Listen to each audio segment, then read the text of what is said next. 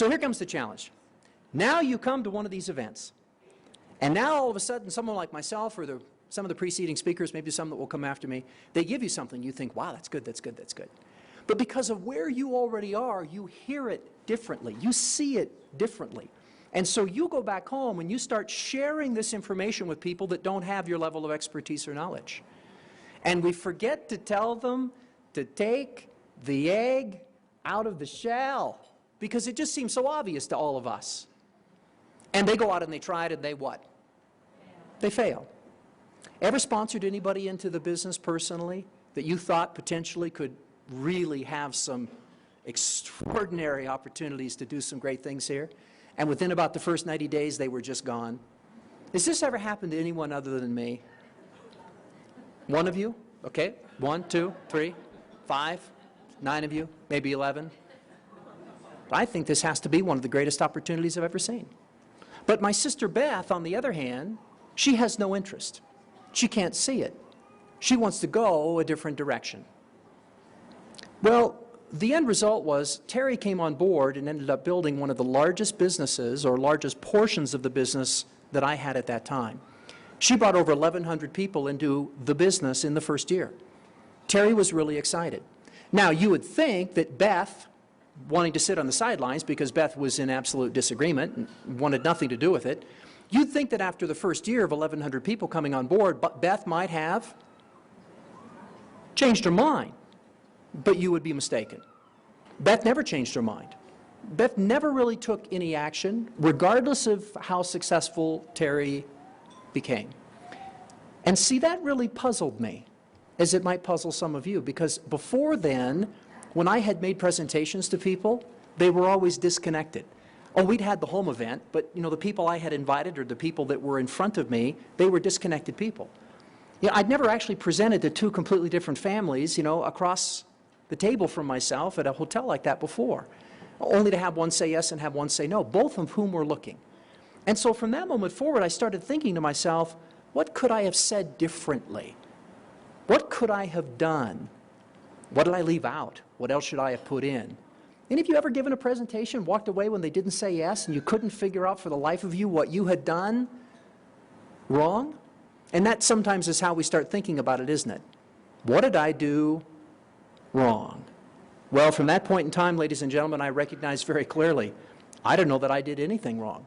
I mean, how do you get one of them involved who ends up becoming a superstar within our profession, the other choosing to avoid it when you told the same story to the same two people at the same moment in time, the exact same way? Sometimes there's not a lot we can do. But having said that, guess what else we've learned? Sometimes it is us. Sometimes what we're doing isn't working. Sometimes what we're actually out there trying to share is creating the environment that we currently see within our business. And sometimes, with just a slight alteration, just a slight little tweak, we can start going from a challenging business to one that's growing and prospering. And that's what I want to talk with you about today, are these points that can make all the difference in the world. But I want to be very clear about this. Mastering these 7 points and the sub-points that I will give you will take some time. Just like making that cake will take some time. There'll be some ingredients, there'll be that process, but there's always that component of time. But let's be very clear. I think that most of the time, we're not comparing favorably what our options are to what other people are considering to be reality today. Let me see if I can be more clear. How many of you, by show of hands, have gone to university and graduated where you have a degree in something, anything, doesn't matter? How many of you? Okay, fair percentage. How many of you that got that degree took 2, 3, 4, 5, 6, 7, 8 years or longer? Any of you? Most of you? Shout out some of the amounts if you are comfortable with what it cost you to acquire that degree. Approximately. How much? 28,000. 40,000. So, feels like we're in an auction. Do I hear 80? We got any doctors in the room? I'm sure it's 80 or more. 150, 150,000. How long did it take? 8 years and $150,000.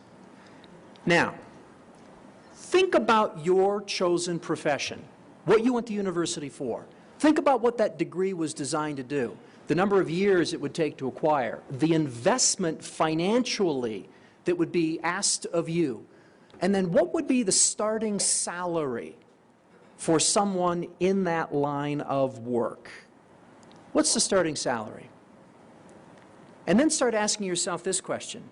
What happens when people get involved in a good network marketing business and invest 2, 3, 4, 5, 6, 7, 8 years? A little bit of time, effort, and energy. What becomes the income for those people at the top of our profession? And I will tell you, the vast majority of the people that I have the pleasure of hanging around today are over 7 figures per year. That's the potential. If you're not making at least $200,000, $300,000 a month, and you've been doing this more than 6, 7, 8, 9 years, you probably got to a point where you just became comfortable. And there's nothing wrong with that. I mean, a lot of times when people get to $40,000 or $50,000 a month, they've got enough money for themselves and for their family. They just start slacking off, enjoying the kids, enjoying travel, enjoying each other. They're okay with that. Others, they just continue to apply the same processes and they grow. Now, look at the people, by contrast, who get involved in our profession. How much time are most of those individuals at the onset willing to invest, time-wise?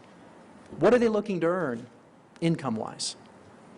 And if you start querying these people, you'll find we've got a big disconnect within our profession. We've got people that are trying to earn at least $5,000 to $10,000 a month that aren't investing in themselves professionally. We've got people that spend more money on their mobile phone or their cell phone bill every month than they're investing into their mind to grow their business.